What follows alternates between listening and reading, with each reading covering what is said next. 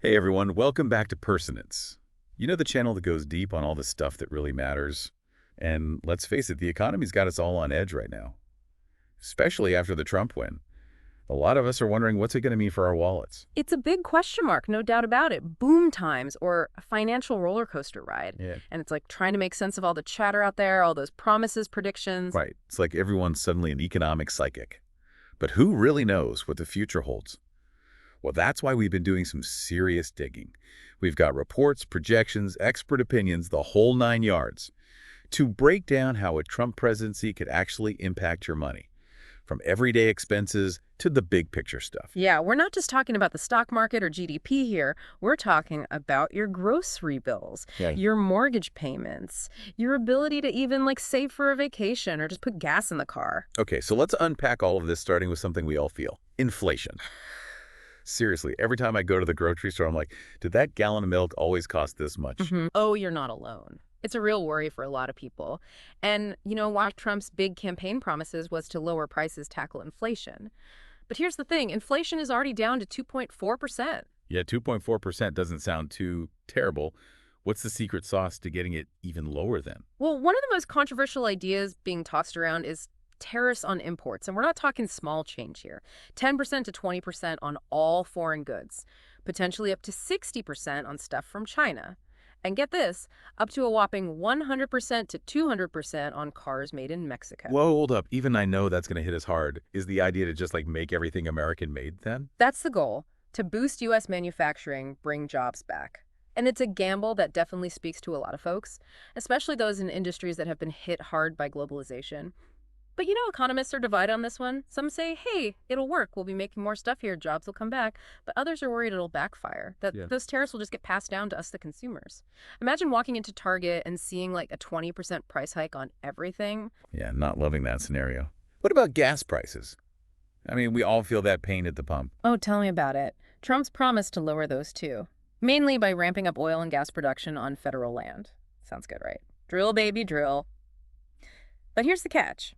Presidents don't actually have as much control over gas prices as you might think. Wait, seriously?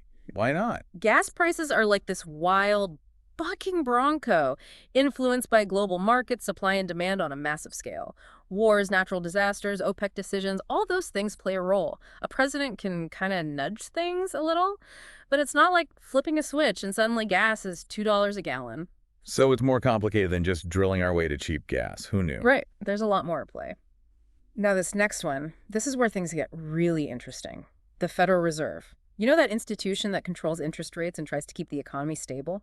Well, Trump has talked about shaking things up there, even bringing it under more presidential control. Whoa, isn't the Fed supposed to be independent, though? Like, above the political fray? Exactly. And that independence is seen as crucial for its credibility. The Fed's supposed to make decisions based on what's best for the economy, not what's politically expedient. So when a president starts talking about having more sway over the Fed, alarm bells start going off for a lot of economists. Okay, so what's the worst case scenario here? Think about it. If the president could influence interest rates for political gain, it could create total chaos in the financial markets. Interest rates affect everything: your mortgage, your car loan, even how much you pay on your credit cards. Speaking of credit cards, wasn't there talk about capping interest rates? It seems like something we could all get behind. You're right, that was a big one. Trump floated the idea of capping credit card interest rates at 10%, which would be a game changer considering the average right now is over 21%. A lot of folks are struggling with credit card debt. So on the surface, it sounds pretty appealing. It does, but is that even realistic? Well, here's the reality check. Any change like that would need Congress to sign off, and that's never a guarantee. Plus, you can bet the banks would fight it tooth and nail. They're making a lot of money off those high interest rates, so they wouldn't give that up easily. So even if it sounds good, getting it done is a whole different ballgame. Exactly. It's important to look beyond the sound bites and understand the complexities of these issues. There are a lot of moving parts, and the path from a campaign promise to actual policy can be a long and winding road. All right, so we've covered inflation and some big potential shakeups in the financial system, but we've only just scratched the surface. Coming up, we're going to dive into another hot button topic that hits us all right in the pocketbook: taxes. Stay tuned. All right, let's tackle the topic that everyone loves to hate: taxes. It's something we all feel, and Trump's made some pretty bold promises in this arena. Yeah, I remember him talking about extending those tax cuts from his 2017 Tax Cuts and Jobs Act. Those are set to expire soon, right? What exactly did those cuts do for us anyway? Well, basically, they lowered the amount of taxes people had to pay, particularly on things like estates and individual income. The idea was to put more money back in people's pockets and stimulate the economy. Now Trump's saying he wants to make those cuts permanent. More money in our pockets. I'm all ears. But then there was that other idea he threw out there.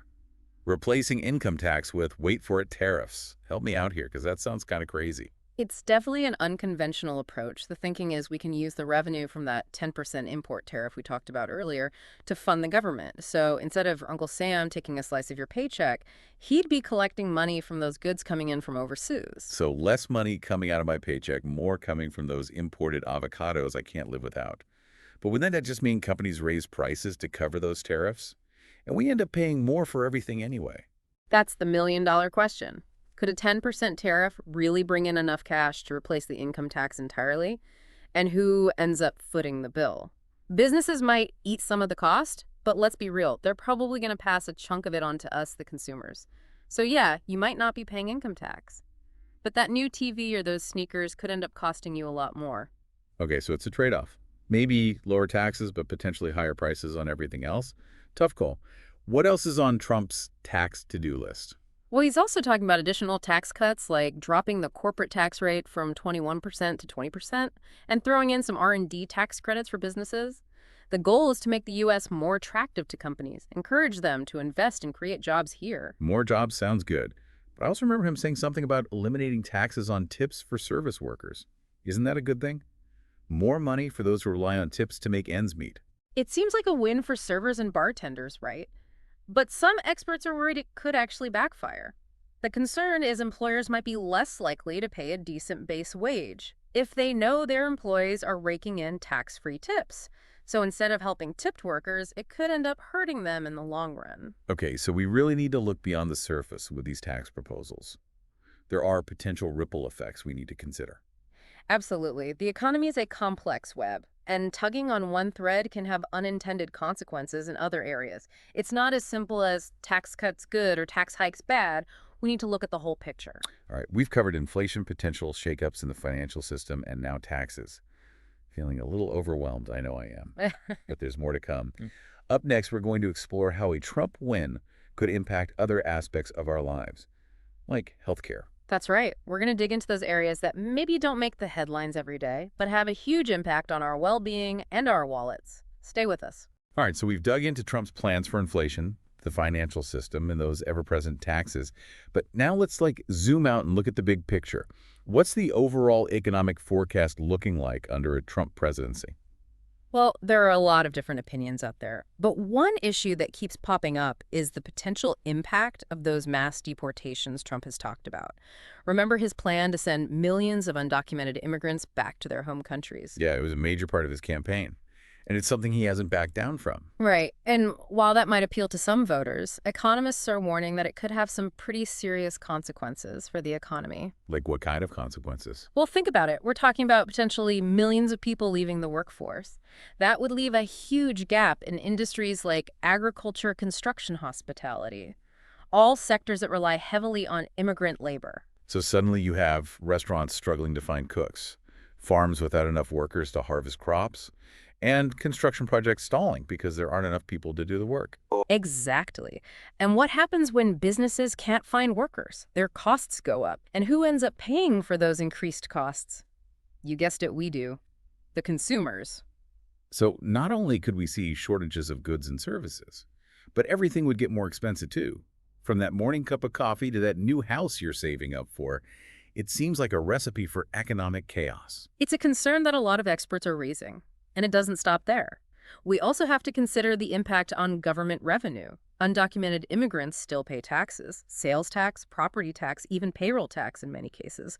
Deporting millions of people would mean a significant loss of tax revenue, which could put even more strain on government budgets. It's like a domino effect. One policy triggering a cascade of unintended consequences. And when you look at the projections from various organizations, a pretty troubling picture starts to emerge. For example, one report from a group of Nobel Prize-winning economists raised serious concerns about the potential for higher inflation, bigger deficits, and increased inequality as a result of Trump's policies.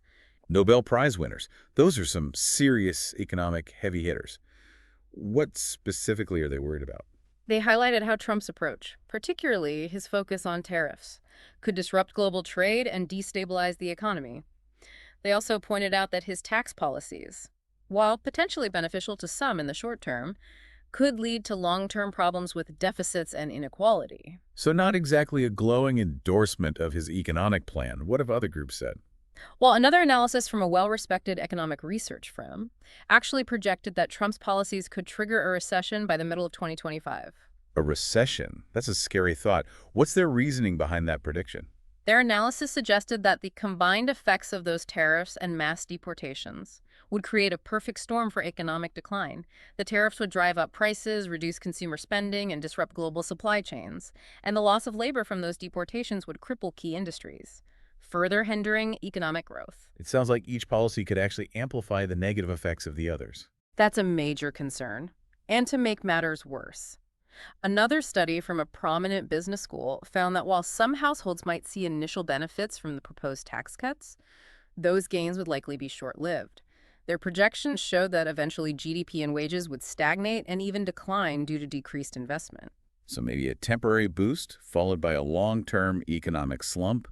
Not exactly a recipe for sustained prosperity. And on top of that, a group focused on taxation and economic policy found that the tax cuts would likely disproportionately benefit the highest earners, potentially making income inequality even worse. It seems like there's a pattern here. Short-term gains for a select few at the cost of long-term economic instability for everyone else. That's a key takeaway from all of this analysis, and it's something we all need to consider as we think about the potential impact of a Trump presidency on the economy. So after all this digging, what's the bottom line? What does a Trump win really mean for our wallets and the economy as a whole? Well, I think the biggest takeaway is that we're in for a bumpy ride.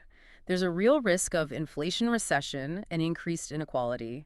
His policies, while promising on the surface, could have some serious unintended consequences that we'll all feel. It's a lot to process. But I think this deep dive has been incredibly eye-opening. We can't just rely on sound bites and campaign promises.